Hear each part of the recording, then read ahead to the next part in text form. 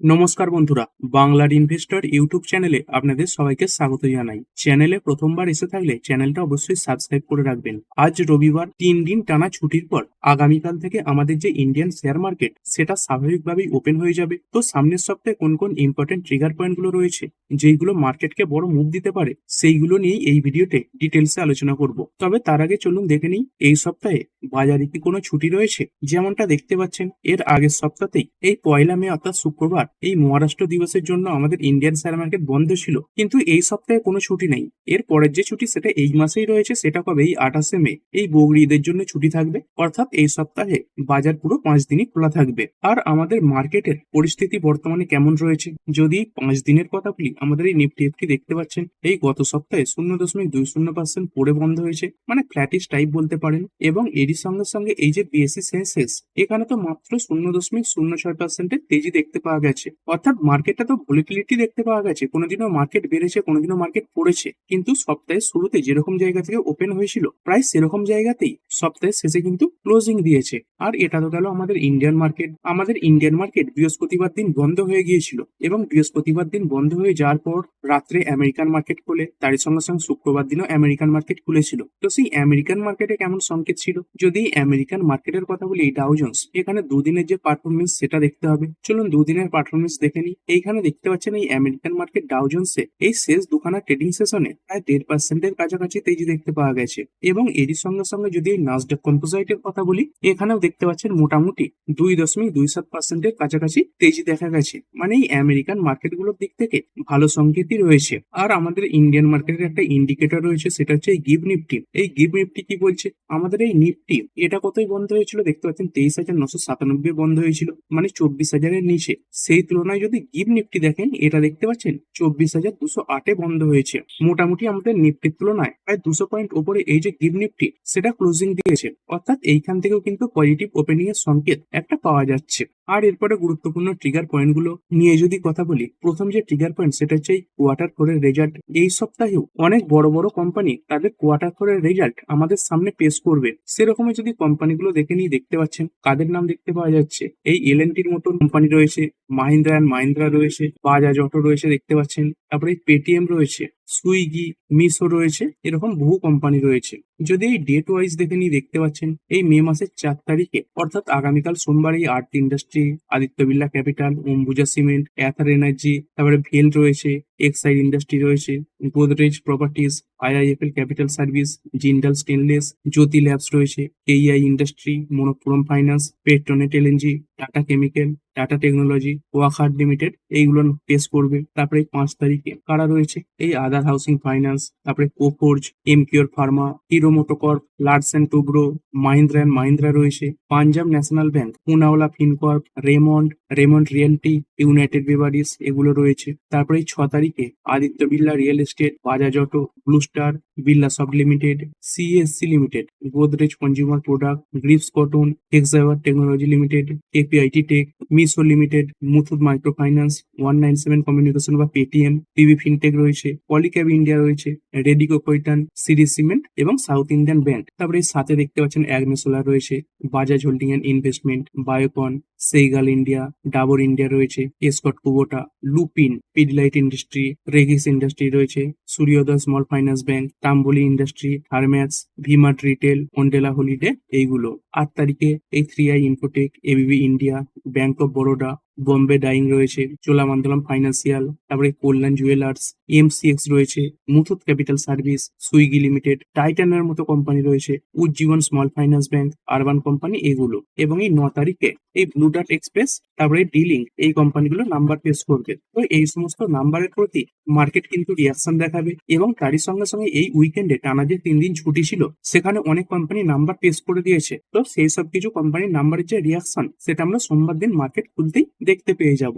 এরপরে যদি ইউএস এবং ইরানের মধ্যে কারেন্ট পরিস্থিতি নিয়ে কথা বলি, কি হয়ে রয়েছে বর্তমানে, দেখতে পাচ্ছেন একটা সিজ ফায়ার তো হয়ে রয়েছে, কিন্তু এই যে সিজ ফায়ার এটাও কিন্তু অনিশ্চিত জায়গাতে রয়েছে। দেখতে পাচ্ছেন উভয় পক্ষ এখন চরম অচলাবস্থার মধ্যে রয়েছে।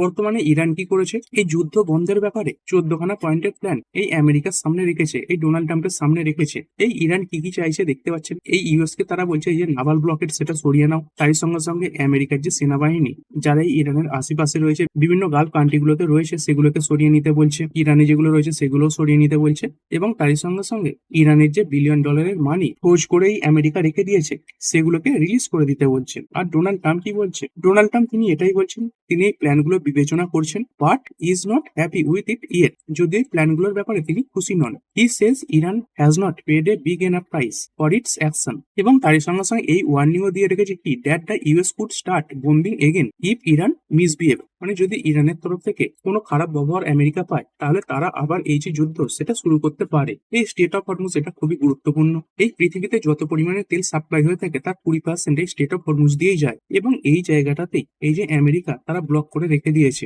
এই ইরানের পোর্টে তারা কোনো জাহাজ ঢুকতেও দিচ্ছে না এবং বেরোতেও দিচ্ছে না। এর ফলে কি হচ্ছে, ইরান তারা কোনো প্রকার এই যে তেল সেগুলো বিক্রি করতে পারছে না। আর এরই পরিপ্রেক্ষিতে ইরান কি করেছে, তারা অন্যান্য জাহাজগুলোকে এই স্টেট অফ হরমুজ দিয়ে যেতে দিচ্ছে না, এবং কেউ গেলেও একটা হিউজ পরিমাণে টোল তারা নিচ্ছে, প্রায় $1 মিলিয়ন করে নিচ্ছে প্রতি জাহাজ পিছু। আর এই ব্যাপারেও আমেরিকা সতর্ক করেছে যে কোনো জাহাজ ইরানকে টোল দিয়ে যদি এই জায়গাটা পার হয় তাহলে আমেরিকা তারা সেই ফার্মের উপর স্যাংশন লাগিয়ে দেবে। এবং যেহেতু খুব সহজে এই তেল এই স্টেট অফ হরমুজ দিয়ে যেতে পারছে না, সেই কারণে তেলের যে প্রাইস সেখানে কিন্তু বৃদ্ধি দেখা যাচ্ছে। যদি ক্রুড অয়েলের প্রাইসের কথা বলি, দেখতে পাচ্ছেন এই ক্রুড অয়েলের প্রাইস আস্তে আস্তে কিন্তু এই 110-এর কাছাকাছি পৌঁছে গেছে। এই ব্রেন্ট ক্রুড এটাই 108-এর কাছাকাছি রয়েছে। এর উপরেও উঠে গিয়েছিল, 115-এর কাছাকাছি পৌঁছে গিয়েছিল। সেখান থেকে কিছুটা নেবে যদি এখন 108-এ ট্রেড করছে, তবুও কিন্তু এটা স্বাভাবিকের তুলনায় অনেকটা ওপরেই রয়েছে। যতক্ষণ না ক্রুড অয়েল 100 নিচে নামছে ততক্ষণ কিন্তু মার্কেটে বড় স্বস্তি আসবে না। এরপরে ডলার রুপির সম্পর্ক এটা কেমন রয়েছে? বিশেষ করে ক্রুড অয়েলের চাপের জন্য আমাদের এই ইন্ডিয়ান রুপি এটা ক্রমাগতই দুর্বল হচ্ছে। একসময় তো কিছুটা শক্তিশালী হয়েছিল, দেখতে পাচ্ছেন এই 92.60-এর কাছাকাছি নেমে এসেছিল। আরবিআই এই রুপিকে শক্তিশালী করার জন্য কিছু পদক্ষেপ নিয়েছিল, কিন্তু তারপরে সেই যে রেস্ট্রিকশন সেগুলো তুলে নেয়, এবং তারপরে আস্তে আস্তে এই যে রুপি এটা কিন্তু আবার এই 95-এর কাছাকাছি পৌঁছে গেছে। এবং যেভাবে এগোচ্ছে আর একদিন দুদিন পরেই আবার নতুন একটা রেকর্ড কিন্তু তৈরি করবে, এবং যেই রেকর্ডগুলো খুবই খারাপের দিকে হবে কিন্তু। আর এই ইন্ডিয়ান রুপি এটা যত বেশি দুর্বল হবে, এফআইআই দের ভারতীয় মার্কেটে সেলিং এটা কিন্তু তত বেশিই বাড়বে। যদি এফআইআই ডিআইআই এর কথা বলি, দেখতে পাচ্ছেন এই মার্চ 2026 এই সময় করেই এই যে রুপি সেটা সব থেকে দুর্বল জায়গাতে পৌঁছে গিয়েছিল। যেমনটা দেখতে পাচ্ছেন এর আগে এই যে হাই এটা কোন সময় করেছিল, এই 13 এপ্রিল, তার আগে আস্তে আস্তে বাড়ছিল দেখতে পাচ্ছেন, এবং তখন একটা হেভি পরিমাণে সেলিং হয়েছিল। এর আগে যে মার্চ মাস গেল সেখানে এই এফআইআই এফপিআই এরা টোটাল 1,22,000 কোটি টাকার শেয়ার বিক্রি করে দিয়েছিল ইন্ডিয়ান মার্কেট থেকে। এবং এই এপ্রিলে দেখতে পাচ্ছেন ফিগারটা যদিও কমেছে, এই 70,000-এ নেমে এসেছে, তবুও কিন্তু এটা এর আগের মাস বাদ দিয়ে যদি দেখেন, এই যে ফেব্রুয়ারি বলুন, জানুয়ারি, ডিসেম্বর, নভেম্বর, অক্টোবর, এইগুলোর তুলনায় কিন্তু অনেকটাই বেশি। এবং যদি টোটাল 4 মাসে দেখেন, মানে এই বছর শুরু হতেই জানুয়ারি, তারপরে ফেব্রুয়ারি, মার্চ, এপ্রিল, এগুলোতে প্রায় 2,40,000 কোটি টাকার মতো শেয়ার বিক্রি করেছে। অর্থাৎ এফআইআই দের যে সেলিং সেটা কিন্তু একদমই থামছে না। আর যতক্ষণ না এই যুদ্ধ পরিস্থিতি নর্মাল হচ্ছে, ক্রুড অয়েলের প্রাইস পড়ছে, রুপি শক্তিশালী হচ্ছে, ততক্ষণ এই এফআইআই দের ফিরে আসা এটা কিন্তু একটু চাপের ব্যাপারই হবে। আর এরপরে ইলেকশনের যদি কথা বলি, পুন্ডুচেরি এবং তারই সঙ্গে সঙ্গে 4খানা রাজ্যে এই যে ইলেকশন সেটা আমরা দেখতে পেয়েছি, কিন্তু সেই সব কিছু ইলেকশনের যে কাউন্টিং সেটাই 4th মে শুরু হবে, এবং এই দিন সন্ধ্যাবেলাতেই আমরা এই যে রেজাল্ট সেটা দেখতে পেয়ে যাব। প্রায় দেখতে পাচ্ছেন এই পুন্ডুচেরি এবং তারই সঙ্গে সঙ্গে এই 4খানা স্টেটে আগামীকাল এই যে কাউন্টিং সেটা শুরু হবে। যদিও এই পুন্ডুচেরি নিয়ে এই 4খানা রাজ্যেও এই কাউন্টিং শুরু হবে, তবুও এদের মধ্যে শুধুমাত্র আমাদের ওয়েস্ট বেঙ্গলের যে রেজাল্ট তার উপরেই মেন ফোকাস থাকবে। কারণ আমাদের ওয়েস্ট বেঙ্গলে সিটের যে পরিমাণ সেটা অনেকটাই বেশি, 294খানা সিট রয়েছে। তো সেই 294খানা সিটের মধ্যে 293খানা সিটের যে কাউন্টিং সেগুলো আগামীকাল হয়ে যাবে। তবে ফলতা যে বিধানসভা রয়েছে সেখানে আবার নতুন করে পোলিং হবে, অর্থাৎ রিপোল হবে। এই মে মাসের 21 তারিখে ফলতা বিধানসভাতে এই রিপোল শুরু হবে, এবং তারই 2-3 দিন পরেই এই বিধানসভার যে রেজাল্ট সেটা চলে আসবে। তবে আমরা ফাইনাল যে আউটকাম সেটা আগামীকালই পেয়ে যাব। এমন তো সচরাচর হওয়ার সম্ভাবনা নেই যে একখানা সিটের জন্য উইনিং ঘোষণা করা যাচ্ছে না। যদি সেরকমটা হয় সেটা চাপের হবে, কিন্তু তার সম্ভাবনা খুবই কম রয়েছে। আর এই ইলেকশনে কোন দল জিতছে, কোন পার্টি জিতছে, দেখুন সেটা তো এখন বলা সম্ভব নয়, সেটা আমরা আগামীকালই বুঝতে পারবো। কিন্তু তারই আগে এই যে এক্সিট পোল সেগুলো সামনে চলে আসে। এই এক্সিট পোল থেকে কি বোঝা যাচ্ছে চলুন সেগুলো দেখে নিই। যেমনটা দেখতে পাচ্ছেন এখানে 5খানা বড় বড় সংস্থার তরফ থেকে এই যে এক্সিট পোল সেটা সামনে এসেছে। প্রথমত দেখতে পাচ্ছেন এই যে টুডেস চাণক্য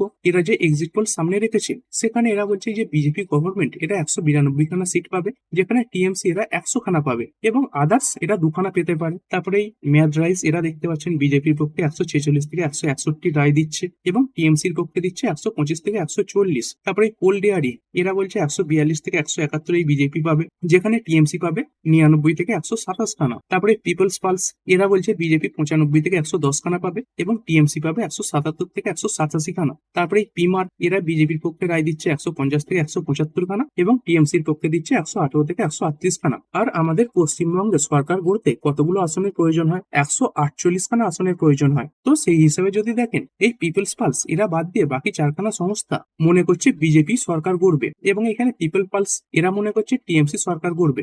দেখুন, আমি কোনো বিজেপি বা টিএমসি বা সিপিএম এদের হয়ে বলছি না। মার্কেট একটা জিনিসই পছন্দ করে, যে সেন্ট্রালে যে গভর্নমেন্ট রয়েছে সেই যেন বড় বড় রাজ্যগুলোতে গভর্নমেন্ট তৈরি করে। তো এরকমটা হলে কি হয়, অনেক বড় বড় যে বিল সেগুলো পাস হয়ে যায়। ধরুন সেন্ট্রালে এক গভর্নমেন্ট রয়েছে, স্টেটে এক গভর্নমেন্ট রয়েছে, তখন কিন্তু এই বিল পাস হতে অনেক বাধার সম্মুখীন হতে হয়। মার্কেটে এমনি গিভ নিফটি, আমেরিকান মার্কেট এগুলোর দিক থেকে ভালো সংকেত রয়েছে। তারই সঙ্গে সঙ্গে যদি আগামীকাল যখন কাউন্টিং শুরু হবে তখন যদি দেখা যায় যে বিজেপি অনেকটা এগিয়ে রয়েছে, তখন কিন্তু মার্কেট সেলিব্রেট করতে পারে। আবার ধরুন এমন হলো এই টিএমসি এগিয়ে রয়েছে, তখন কিন্তু বাজার একটা নিউট্রাল ট্রেড করতে পারে। কারণ এই আমেরিকান মার্কেট, গিভ নিফটি এগুলোর দিক থেকে তো ভালো সংকেত রয়েছে, কিন্তু টিএমসি জিতে গেলে এটা কিন্তু মার্কেট কিছুটা নেগেটিভলি নিতে পারে। আর এটা শুধুমাত্র এক্সিট পোল, অ্যাকচুয়াল মানুষ কি সরকার বেছে নিতে চেয়েছে সেটা তো আমরা আগামীকালই বুঝতে পারবো। আর এই এক্সিট পোল নিয়ে তৃণমূল সরকার কি বলছে এইখানে দেখতে পাচ্ছেন। মমতা ব্যানার্জি তিনি এই কথাটাই বলেছেন যে টিএমসি 200-র বেশি সিট পাবে। তিনি এই এক্সিট পোল এটাকে প্রোপাগান্ডা বলেছেন। কিসের জন্য প্রোপাগান্ডা বলেছেন দেখতে পাচ্ছেন, exit pole propaganda two influence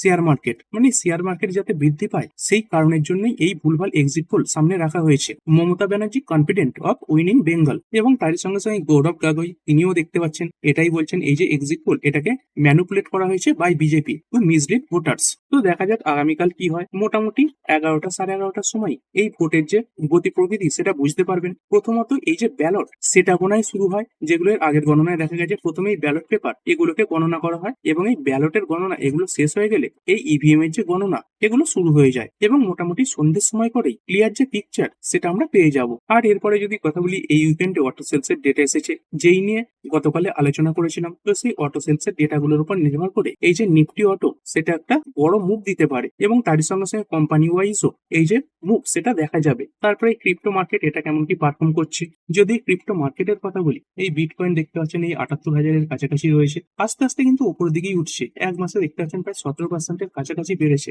এবং তারই সঙ্গে সঙ্গে যদি ইথেরিয়ামের কথা বলি, এটা দেখতে পাচ্ছেন রুপি হিসেবে রয়েছে, এখানেই এক মাসে 14%-এর কাছাকাছি জাম দেখতে পাওয়া গেছে। আর তারপরে গোল্ড সিলভার এখানে কেমন কি মুভ রয়েছে, সেরকম বড় মুভ আসছে না। এই গোল্ড 1.5 লাখের কাছাকাছি ট্রেড করছে এবং সিলভার এটাই 2.5 লাখের কাছাকাছি ট্রেড করছে। মনে হচ্ছে এই দুটো অ্যাসেট ক্লাসই এখন একটা কনসলিডেশন ফেজে ফেঁসে গেছে।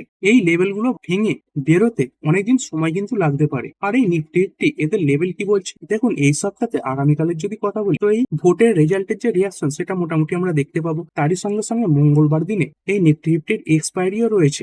এই ওপর দিকেই বলুন বা নিচের দিকেই বলুন, এই 200 পয়েন্টের মতো মুভ ধরে রাখতে পারেন। যদি নিফটি নিচের দিকে 23,800 লেভেলটা ভাঙতে পারে, তাহলে নিচের দিকে আরো বেশি করতে পারে, 23,500 পর্যন্ত যেতে পারে। এবং ওপর দিকে 24,200 লেভেলকে ভাঙলে 24,500 পর্যন্ত যাওয়ার সম্ভাবনা কিন্তু রয়েছে। এবং তারই সঙ্গে সঙ্গে এই যে আমেরিকান মার্কেট, গিভ নিফটি এগুলো থেকে যে সংকেত আসছে, তাতে কিন্তু আগামীকালের যে ওপেনিং সেটা পজিটিভই হতে পারে। এই 24,200 কাছাকাছি হওয়ার সম্ভাবনা কিন্তু রয়েছে। তো ঠিক আছে বন্ধুরা, আশা করছি ভিডিওটা আপনাদের ভালো লেগেছে। আপনি চাইলে এটাকে লাইক এবং শেয়ার করতে পারেন। আর শেয়ার মার্কেট সংক্রান্ত ডেইলি নিউজ আপডেট পেতে চ্যানেলটা সাবস্ক্রাইব করে রাখবেন এবং পাশে থাকা বেল আইকনটি টিপে অল অবশ্যই সিলেক্ট করে রাখবেন, যাতে পরবর্তী ভিডিওর নোটিফিকেশন আপনার কাছে সময় মতো পৌঁছে যায়। আর হ্যাঁ, ভিডিওটি শুধুমাত্র ইনফরমেশন এবং এডুকেশনাল পারপাসের জন্য বানানো হয়েছে। আমি সেবি রেজিস্টার্ড নই, তাই কোনো প্রকার শেয়ারে কোনো প্রকার বাই, সেল, হোল্ড বা অ্যাভারেজ করার কোনো সিদ্ধান্ত নেওয়ার আগে আপনার যে ফাইন্যান্সিয়াল অ্যাডভাইজার আছে তার সঙ্গে অবশ্যই আলোচনা করবেন। দেখা হচ্ছে পরের ভিডিওতে। ধন্যবাদ।